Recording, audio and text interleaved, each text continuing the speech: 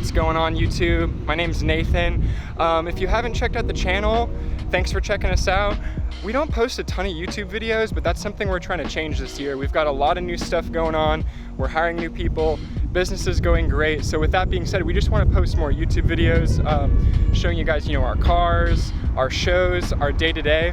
And last week, or maybe the week before, we posted a video asking what type of, we posted a poll on Instagram asking you guys what type of videos you'd like to see if we started posting more YouTube videos. And the first thing you guys said was part installs, and we've got some of that coming your way. We've actually got a Veltsport catch can in the works, being fabricated right here in Tampa. So might go check out that shop, show you guys the fabrication process. But the other thing you guys mentioned wanting to see was some of our employee cars. And we've got plenty of those. We've got, RS5, SQ5, Mark 7s, Mark 6Rs, Mark 5s, Mark 4s. We've got plenty. I drove Miata for the longest time. But I recently finally upgraded. I finally got a new car. It's right over there, actually. But see if you can guess what it is. See if you can guess the make and the model. Drop it in the comments below. Maybe we'll send you a t-shirt, some stickers. So see if you can guess the make and the model. For now, we're gonna check out Alen Zarek's Mark 5 R32. He's one of our sales guys. It's wrapped a crazy color. Can't wait to show you. So let me go grab him and we'll check it out. Here with Alen from UroTuning. Talk a little bit about his R32 Mark 5. So I guess let's start out with the wrap color, because it's a crazy color. So I know you wrapped it yourself. You want to tell us a little bit about the wrap job? Yeah, car is wrapped in Avery Dennison gloss metallic radioactive pearl.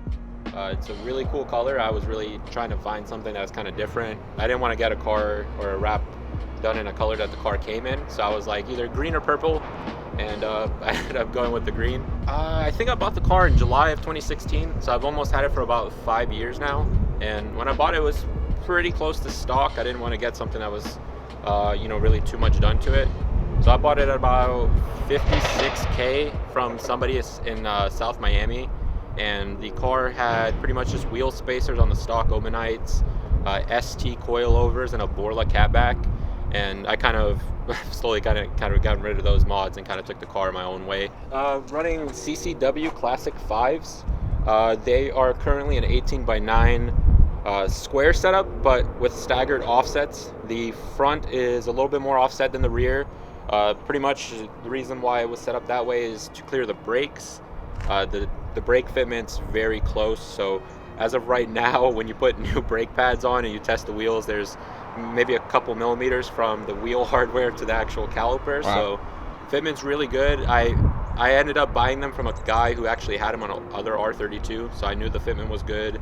I rebuilt the fronts to be just a little bit wider so the lips are the same size, but as of right now, I've dialed it in. I kind of did a little bit of a Fender mod, so rolled the fenders, pulled them a little bit, just so that way the wheels end up tucking and clearing. Mm-hmm. I was really looking to buy those anti-rattle clips, because when I bought the car, somebody never installed them on the calipers.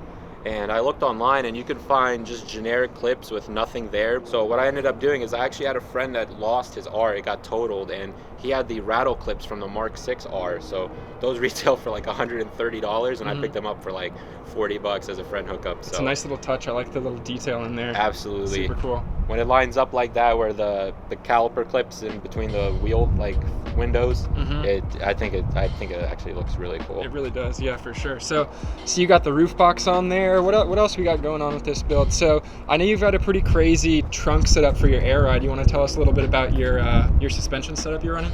Yeah, car was bagged about maybe 2.5-3 years ago.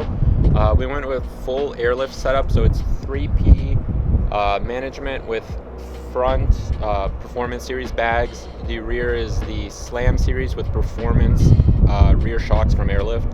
So it's a full airlift setup all around. Mm-hmm. Rear, I went with the Super Pro end links, and the front are currently the standard end links for the airlift setup. But other than that, the suspension's been pretty much completely refreshed. We took all of the arms down, cleaned up any rust because the vehicle was up north for its short life before I bought it. Yeah, the trunk setup actually was made by me and my brother as well. Currently, I am thinking about changing the trunk setup, but I'm trying to leave it the way it is. Hoping to bring the car up to North Carolina for Wookiees in the Woods. Pretty much the reason I don't want to change the trunk setup is me and my brother made this with conjunction with my friend Kevin. Kevin used to own Underwraps Automotive, and he actually passed away recently, so I'm kind of keeping the trunk as a tribute to him, because this was maybe one of the only few trunk setups that was designed by us and him, and he actually made me a one-off custom plate with branding and everything here that set up with bulkheads into the hardline setup. So I think it looks really cool. Interior is pretty basic. I don't really have too much done. I put a little double din head unit with a touchscreen just to kind of have a little more features. There's no Bluetooth on these cars from factory, and I had the standard radio, the non-nav, so that wasn't even really kind of anything to kind of want to keep. So I ended up changing that. So interior is pretty basic, not too much there. Let me open up the engine bay. We actually done a little bit of maintenance lately, and the maintenance has been really good because it kind of gave us a chance to fix some of the problems that the car had. So when I ended up getting the car, valve cover gasket was leaking, and on top of that, the engine bay was kind of dirty. Previous owner never really took care of it, cleaned it, washed it or anything. So since I bought the car, intake was removed from the factory box, put on a Forge Motorsport intake setup. It's really nice, has a carbon box, fits great.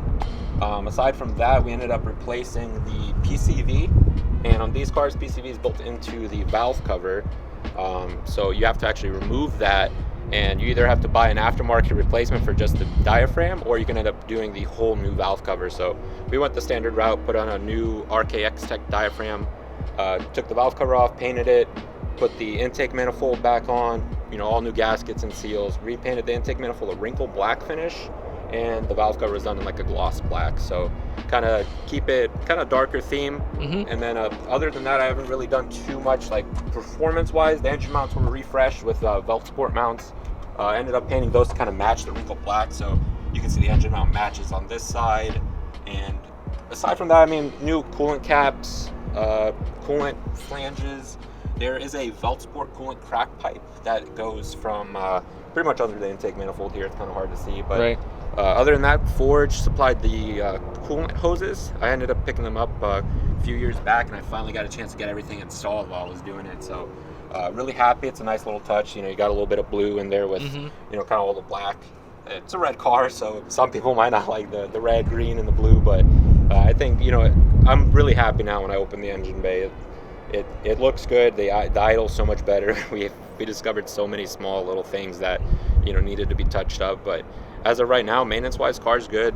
I'm really just hoping to kind of do the timing chains before maybe the end of the year, and then after that, I don't really have any other plans besides regular scheduled maintenance and stuff. Hoping to bring it up to Wookiees in North Carolina, so anyone coming, try to catch us there. Will be a few of us here from UroTuning. So sweet, thanks for showing us around, man. The car looks great. Can't wait to see what you do with the trunk setup in the future. And I mean, I know you said for now the build is pretty much done, but things are always changing, so I'm stoked to see where you take it from here. But never really quite done, huh? Yeah.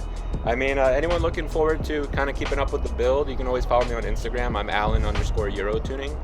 Always posting pictures on there, and we also picked up a Mark II GTI that me and my brother are working on. So stay tuned with that. I'll always post little sneak peeks here and there for whatever we're doing with that. Yeah, sounds good. All right, thanks, Alen. Awesome. Thanks, guys, for having me. Yeah, see you around. Thank you. All right, well, there you have it. That was a look at Alan's Mark V R32. Thanks for watching the video. Hit subscribe down below because we're going to be trying to post a lot more videos, employee cars, car shows, part installs, all that. So be sure to hit subscribe. That being said, just wanted to say thank you from everyone at the UroTuning team from the bottom of our hearts. Over the last year or so, things have been crazy with, all that's going on. But we've had a ton of support from all of our fans and customers, and it really means a lot. We couldn't do it without you guys. So that being said, thanks so much for checking out the channel. Subscribe for more, and we'll see you next time.